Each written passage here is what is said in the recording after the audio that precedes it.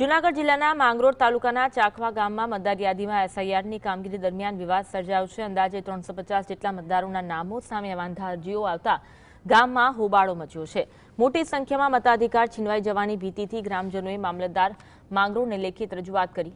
ગ્રામજનોનો આક્ષેપ છે કે લગભગ 300 નાગરિકોના નામ અચાનક વાંધામાં મુકાયા છે। મામલતદાર કચેરીએ રજૂઆત સ્વીકારી છે। યોગ્ય તપાસ બાદ ન્યાય મળે તેવી માંગ સાથે ગામમાં અસંતોષનો માહોલ જોવા મળી રહ્યો છે।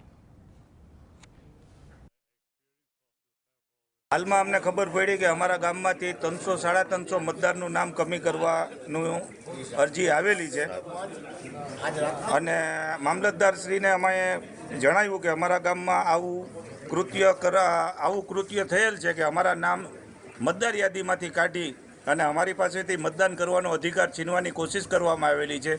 આવા 1-2 માણસોની ફરિયાદો છે। એ લોકોએ અમારા નામ લઈ અને વાંધા અરજી 7 નંબર ફોર્મ રજૂ કરીને વાંધા અરજી લીધેલ છે।